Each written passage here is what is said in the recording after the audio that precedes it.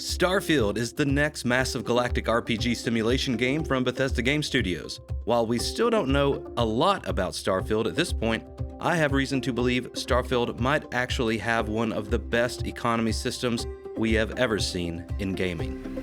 Let me explain.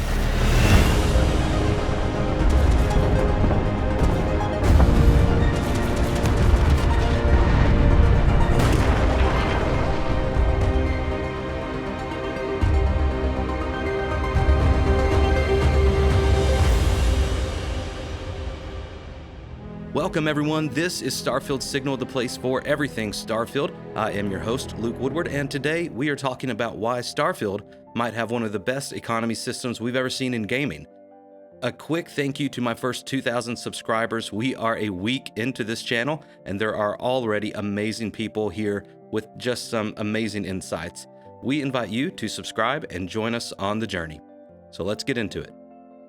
During the gameplay reveal trailer released in June of 2022, Todd Howard was revealing Starfield's Outpost system and said this. These act as a home away from home for survival and resource generation. You can choose where and how to build each one, and you can hire characters you meet to keep it up and running.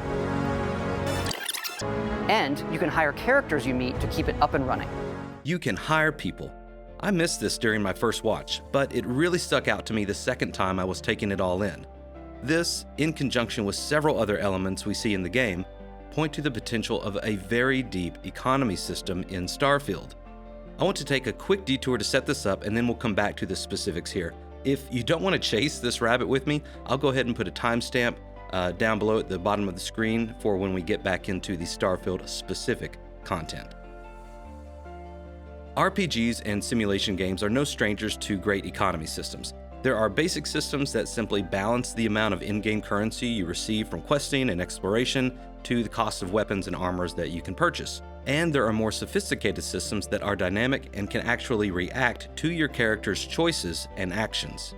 In Legend of Zelda: A Link to the Past, you're able to collect rupees throughout the game, their in-game currency. Sometimes rupees come from exploring the game map, cutting through shrubs, or even digging up rocks. Larger rewards come when you find a hidden chest in a dungeon or collect your reward from defeating a powerful foe. You can then use these rupees to purchase weapons, armors, and other items to help you along in your adventure. This is a great example of a simple economy system, and I want to be sure to note that simple does not indicate a lack of importance or thought put into the system.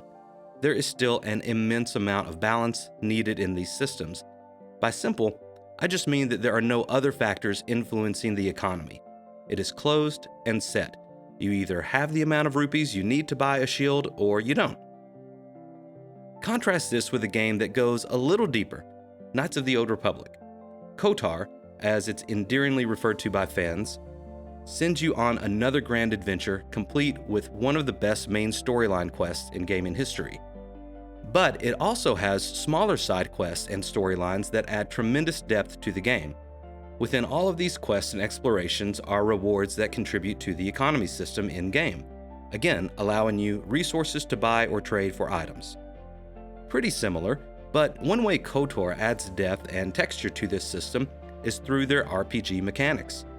Along your journey, you not only level up in power, but they also give you the option to shape your hero's personality and skills through the choices of your attributes, skills, and features. This video could quickly devolve into a rant about how amazing this game is, so I'll try to get to my point quickly. Through the choices you make in the character progression system, this opens up new dialogue options for you to either persuade or scare, intimidate people into giving you more money. This means your resources are no longer simply confined to what you can find in boxes or loot off of your enemies. But because of choices you've made, you now have potential to influence the game's economy. My last example, and my favorite, is Fable 2. I absolutely adored this game when it came out in 2008. In fact, if you were a fan of Fable 2 when it came out, hit that like button so I know I'm not alone. This is actually the game that made me realize how interesting economy systems in video games can actually add to their depth, replayability, and overall fun factor. I'll go ahead and admit I'm sure there are other games out there that do this way better or built on the ideas that Fable 2 had, but this was my first love in this regard, and it'll carry the idea just fine. if you give me a few minutes to gush about Fable 2, I promise it'll make a lot more sense when I start to align these ideas with Starfield's economy system.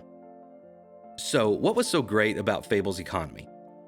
This was the first game I played that didn't just have an economy system for you, the player, it had an economy system for the world. This extra layer of depth and sophistication created a whole new level of immersion to the player experience. Sure, it had the basic level, get money from quests or enemies and go buy a new sword. It also had the character influence part, I'm an evil character so I'm going to scare you into giving me more money. But there were namely 3 more pieces of the puzzle that made this game really click for me. Property ownership, item arbitrage, and dynamic town economies. Pretty much any property that you could sleep in, work in, or shop in, you could buy. Of course, these properties would be very expensive relative to your gold in the beginning of the game, but eventually as you played through the world, you could save enough money to buy a small pie shop or a wagon that you could rent out as lodging in a camp. Through setting rent and prices, you could control not only how much money these new properties earned you over a given period of time, but these decisions also affected the overall economies of their given locations. Eventually, you could build your real estate empire to include larger stores or even the town taverns to dramatically increase your regular salary. One of the ways you could dramatically accelerate your gold acquisition was through item arbitrage. Since the game economy system featured surplus discounts and shortage price hikes, this allowed you to buy an item in one town for a 50% discount and then sell it to a traveling merchant at his inflated price of 25% over base price, giving you essentially a 75% profit margin. And you can see if you started out doing this even with small items like basic swords or boots or a bow and arrow, you could eventually build your margins to do this with the most expensive equipment available, creating massive margins of profit. Lastly, your decisions dramatically affected the individual town's economies. If I were to go into a market with tons of gold and buy everything the shops were selling, that would actually improve the local economy. By giving the shops more sales, they were actually able to invest in higher quality items, which they could then sell at higher margin, leading to more profits, which led to better economies overall in that town. You'll even notice this in the town properties. If you made decisions to improve a town's economy, they will have nice furniture and stocks of fresh quality food. But if you make decisions to lower the town's economy, such as crime, theft, or violent acts, you'll notice the properties will decrease in value and have old, broken furniture and poor quality food stocks. All of these systems work together to make you feel like you really were making choices that mattered, not only for your hero's journey, but for the people living in the world that you were trying to save. I think the same ideas could be present in Starfield. Maybe not exactly the same, but I feel like there will be several parts of the economy system working together to really highlight the weight of your choices. Okay, let's get into the details. Let's go back to the clip that really inspired this theory. Todd says here that you can hire people you meet. To hire someone, you have to pay them. You actually have to pay them regularly. If this is the case and you'll actually have ongoing salaries to pay NPCs working in your base, it would make sense to have an income generating system to offset this ongoing expense system. In this same section, he says, These act as a home away from home for survival and resource generation. Unless you can pay someone in iridium or iron, this makes me think there will be options to not only set up modules in your outpost that generate resources, but also modules that export these resources and generate income. A few clips that support this theory can be found from the 12-minute mark to 12:05, where we see ships transporting cargo and fuel containers, heading to what looks like a large depot station to connect trade routes. Just this alone is enough to get me excited because I'm a big nerd like that, but if we keep looking, the economy system keeps getting deeper and deeper. Going back to an early part of the reveal video, we catch a glimpse of a few hints into the economy system in the character creation segment. Here at 8:59, we see the background Cyber Runner. Its description mentions megacorps and alludes to a working relationship you can have with these corporations. This background specifically seems to give you an edge in making extra credits from these encounters. Continuing to 901, we see the diplomat background comes with a bargaining starter skill. The description says it allows you to buy for less and sell for more.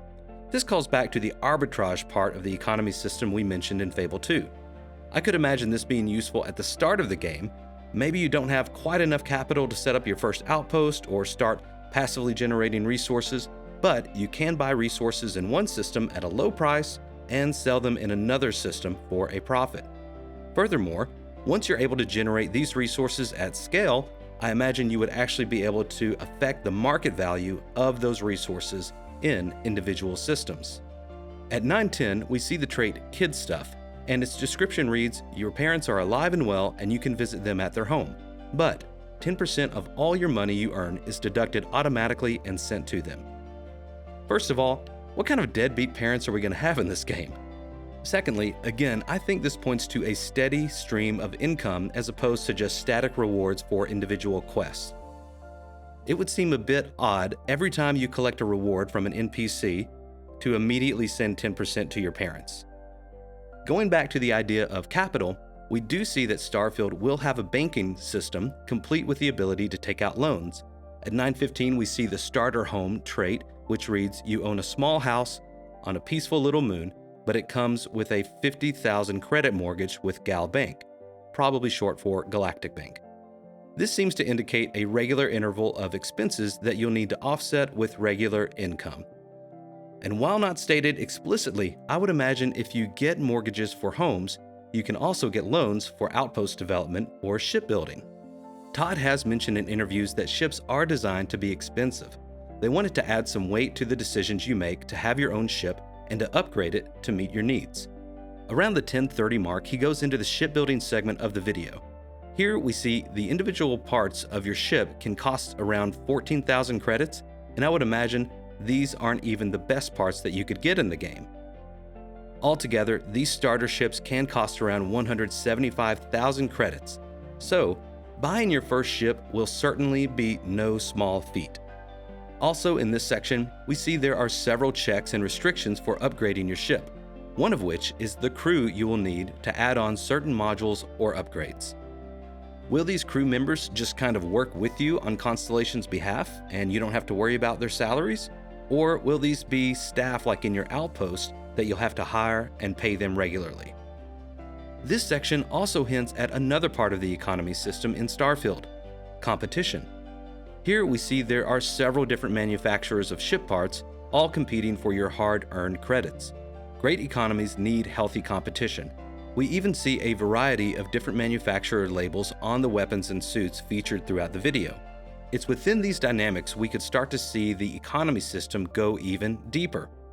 As we talked about arbitrage and exporting resources earlier, I imagine these manufacturers will also be in need of resources. Could it be possible to partner up with a manufacturer to gain a competitive advantage in the marketplace? Would they offer certain discounts or incentives prioritizing their needs over other manufacturers? We already know there are traits in the game that allow for discounts with certain groups. The traits Raised Enlightened and Raised Universal both offer discounts at their respective stores if you subscribe to their group and ideology. It's possible a manufacturer might offer similar discounts if you cross a certain threshold of resources delivered. And while we don't see the description, the backgrounds Industrialist and Long Hauler can be seen in the character creation segment around the 9-minute mark. My guess is these backgrounds provide certain perks associated with exporting and manufacturing.